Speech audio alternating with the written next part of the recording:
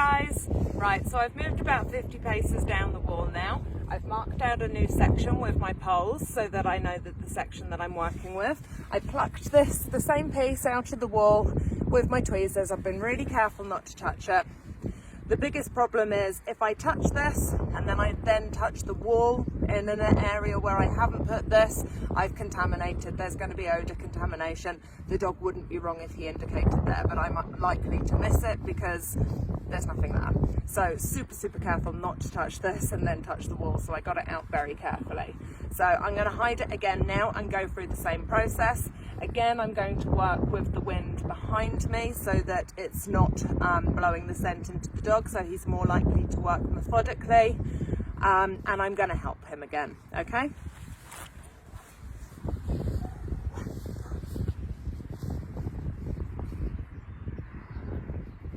I'm also going to be careful to do a different height.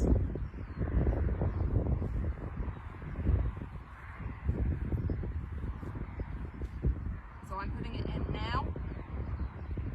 I've spent quite a bit of time there, so I need to now make sure that I spend quite a bit of time somewhere else, poking my tweezers about, not touching the wall with my tweezers because I don't want contamination.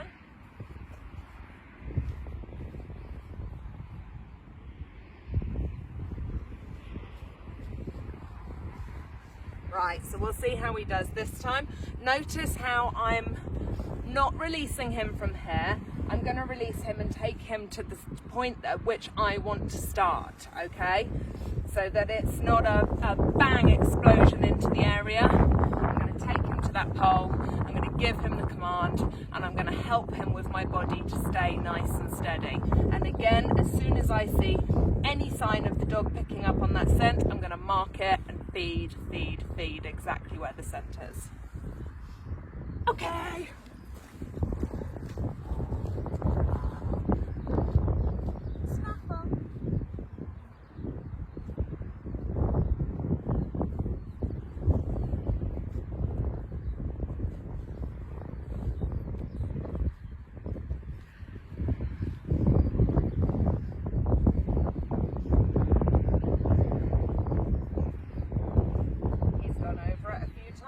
Quite low. He doesn't need so much help. He's not going too crazy, but you can see the help I'm giving if they do need it. I'm just going to encourage him back. So it's lower than he's putting his head, which shows the importance of playing around with the heights.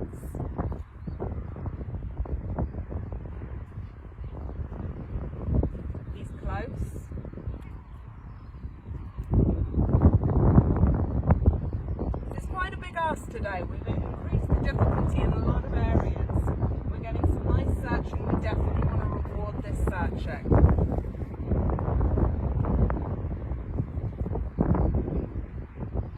It's right where I'm stood now, but I have to be careful not to stay there.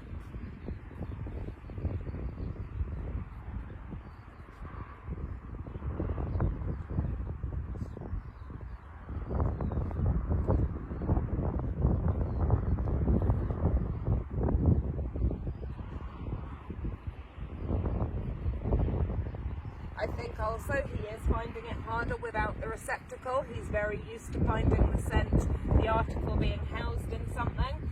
It's going to be a lot more difficult when the article is just placed into the wall. Helping him back.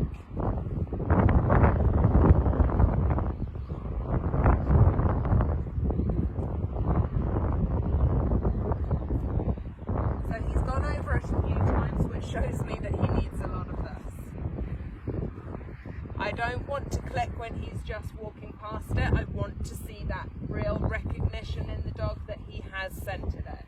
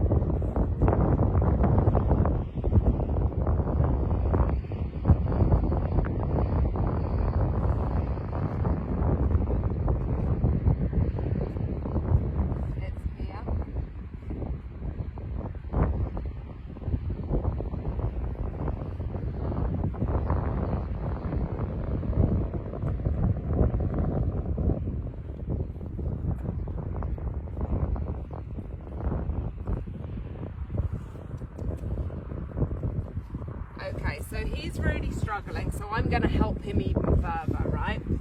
Alfie! Whoa! So, I'm going to grab my dog, I'm going to get my tweezers. Whoa! Whoa!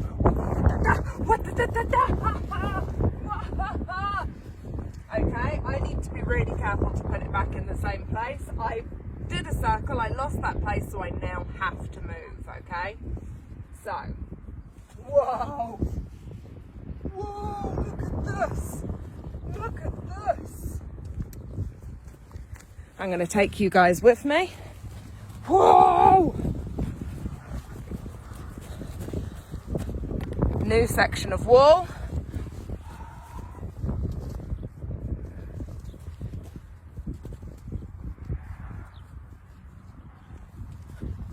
Yep, you can see those. Let's go. Whoa! Whoa! Whoa! Water! Wait! So I'm going to put it low again. So I put it there. So I didn't want to risk. This is very hard. He was searching. I don't want to risk him searching, quitting, okay? So I grabbed him, I grabbed the thing, I zizzed him up, and now I'm going to start again. Snuffle.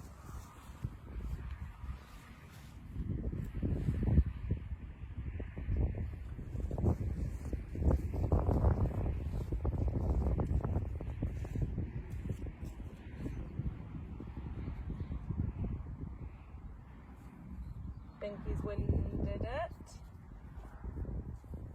No.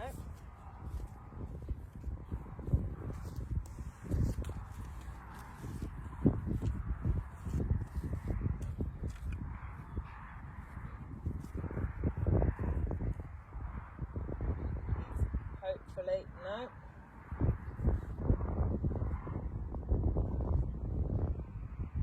Yep. Super. So, he got the general area, but he didn't go to move towards it. He was like, it's round here, and he got stuck. I didn't reward that.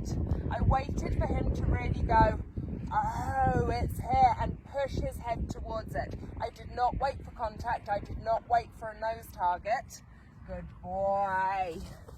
But I wanted to see that he'd really seen it, okay? So that was a big, difficult session. What I might just do now, after doing all of that, is I might just do a tiny bit of work on my indication. I'm not going to ask for a lot. I'm not going to move where the hide is. So hopefully the dog will remember where the hide is and we'll be able to get a little bit of an indication out of him, okay? Just to take that piece and work on it separately within this session. Snuffle.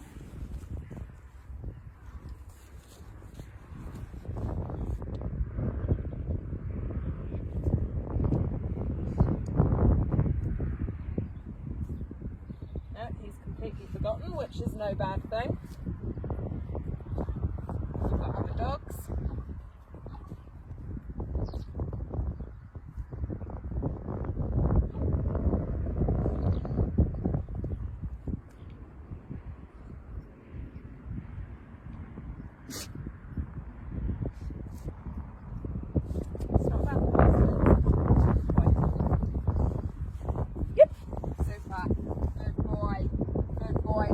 Drag him straight back and ask again.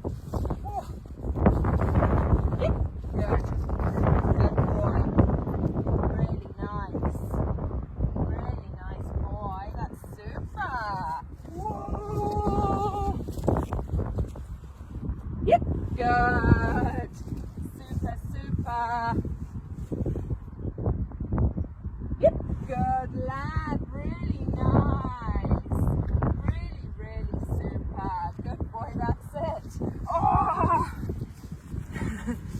So that was a difficult session today.